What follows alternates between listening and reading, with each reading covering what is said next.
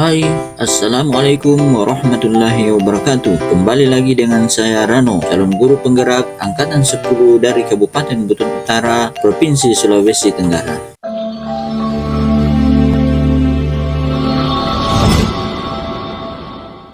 Di video kali ini, saya akan memaparkan koneksi antar materi modul 2.1 tentang pembelajaran berdiferensiasi. Apa itu pembelajaran berdiferensiasi? Pembelajaran berdiferensiasi adalah usaha guru dalam menyesuaikan proses pembelajaran di kelas untuk memenuhi kebutuhan belajar individu murid. Artinya, pembelajaran berdiferensiasi adalah pembelajaran yang mendukung semua murid di dalam kelas kita. Maksudnya apa ya? Kita harus mengingat bahwa setiap anak adalah unik. Mereka punya kelebihan dan kekurangan masing-masing. Begitu pula dengan minat, gaya belajar, pola pikir, kemampuan literasi, dan lain-lainnya. Masih berbeda bukan? Nah, disinilah diperlukan usaha guru untuk dapat memenuhi kebutuhan belajar murid yang berbeda-beda agar mereka merasa nyaman saat belajar di dalam kelas dan tentunya tujuan pembelajaran dapat dicapai. Bagaimana ya cara agar guru bisa dapat melakukan pembelajaran berdiferensiasi di dalam kelas? Agar guru dapat melakukan pembelajaran berdiferensiasi di dalam kelas, guru harus memahami tujuan pembelajaran terlebih dahulu. Selanjutnya, mengetahui dan merespon kebutuhan belajar murid, menciptakan lingkungan belajar yang mengundang murid untuk belajar, melakukan manajemen kelas yang efektif, dan melakukan penilaian berkelanjutan. Berkaitan dengan kebutuhan belajar murid, maka guru harus memahami 3 aspek berikut ini.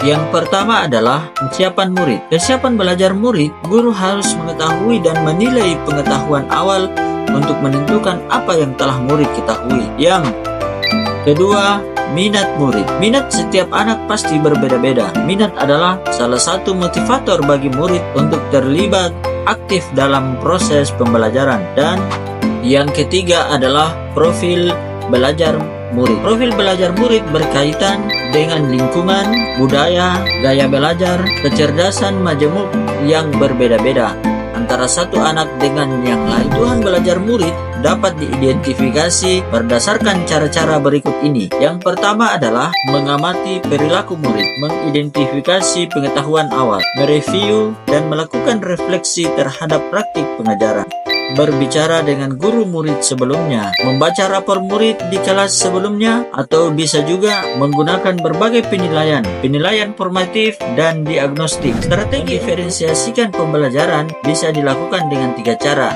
yaitu diferensiasi konten, proses, dan produk. Guru dapat memilih salah satu atau kombinasi dari ketiganya. Diferensiasi konten berkaitan dengan apa yang kita ajarkan, seperti materi, konsep atau keterampilan yang perlu dipelajari berdasarkan kurikulum. Berdiferensiasi konten bisa dilakukan dengan membedakan pengorganisasian atau format penyampaian, bukan mengubah atau menurunkan standar kurikulum. Diferensiasi proses berupa kegiatan yang memungkinkan murid berlatih atau memahami atau memaknai konten dengan cara membedakan proses yang harus dijalani.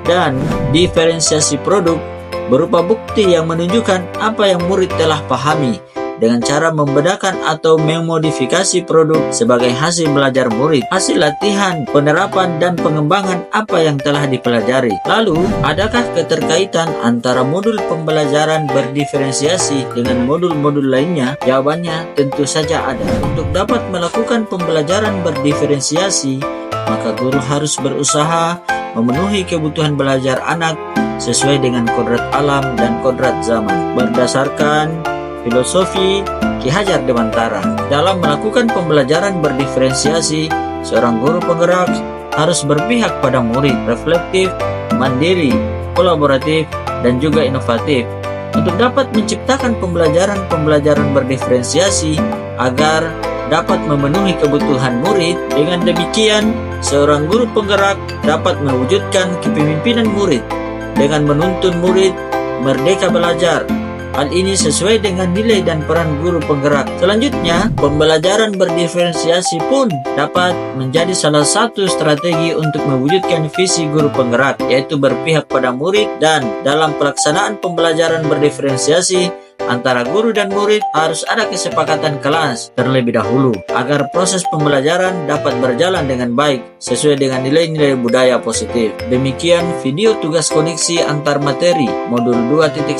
Sampai jumpa di video selanjutnya. Wassalamualaikum warahmatullahi wabarakatuh. Salam dan bahagia.